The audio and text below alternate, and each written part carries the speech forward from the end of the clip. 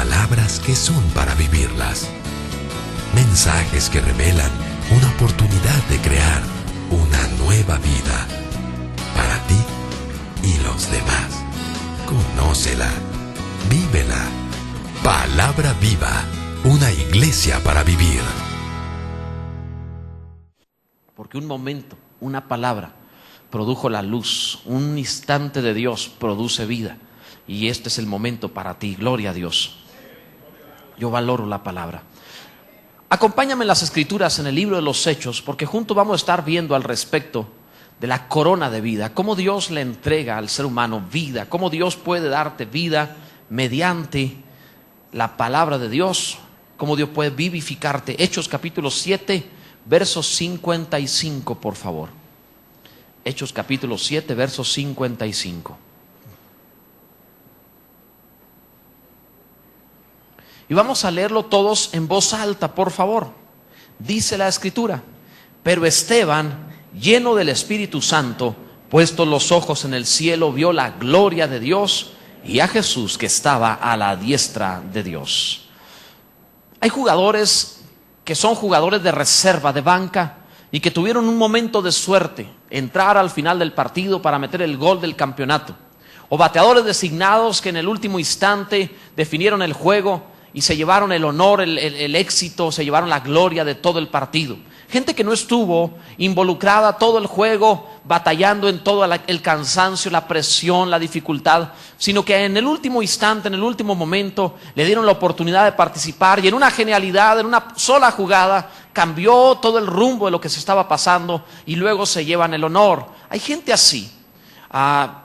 Cuando era un joven que me gustaba practicar deportes, me tocó en ocasiones tener que, si estás en un mal equipo, eres titular, pero cuando empiezan las selecciones y te mandan el equipo bueno, ya la selección, a lo mejor quedas en la banca. Alguna vez me tocó así, de tal forma que cuando estás en banca y tratas de volverte titular, quizá te darán 3, 4, 5 minutos al final y tú lo vas a aprovechar como si fuera de vida o muerte. No lo puedes tirar, no lo puedes desaprovechar, vas a jugar como si de eso dependiera la vida. Y porque sabes que puedes cambiar tu destino, cambiar el rumbo. En este sentido, cuando alguien tiene la oportunidad de involucrarse y participar en el reino de Dios al final de su vida, pudiera cambiar todo lo que fue su vida. La Biblia tiene, o el estilo de Dios suele ser darle a la gente la oportunidad al final.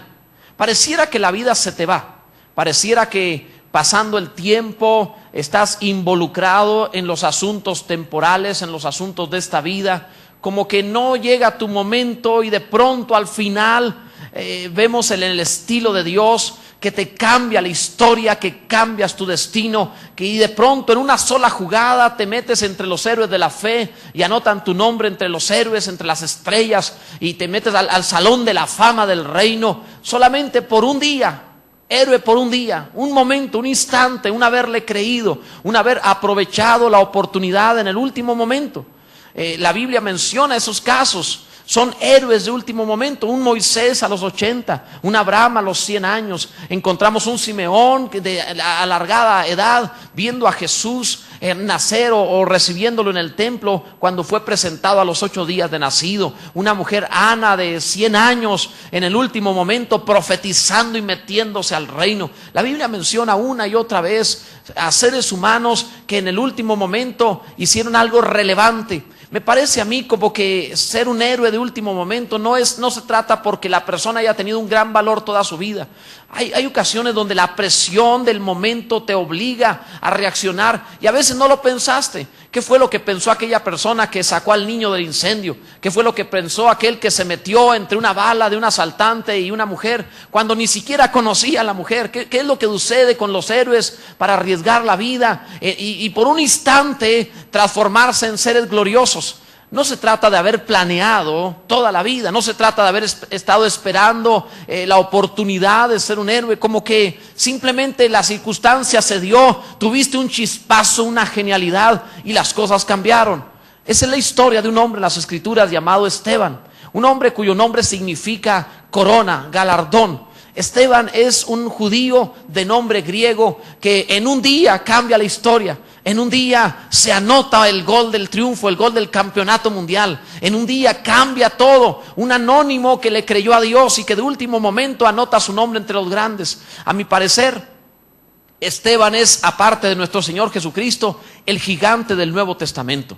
Para mí Esteban es el hombre que le pone el rumbo al Nuevo Testamento. Toda la iglesia había descuidado el reino, habían descuidado el propósito, se habían ido hacia otra dirección y de último momento Esteban por ahí interviene y le pone todo el rumbo al Nuevo Testamento. Literalmente es la persona más relevante. Lo entiendo, si lo comparamos con gente como el apóstol Pedro, pues diremos, Pedro caminó en las aguas, Pedro predicó un mensaje tremendo en Pentecostés, 5,000 varones se convirtieron sin contar mujeres y niños.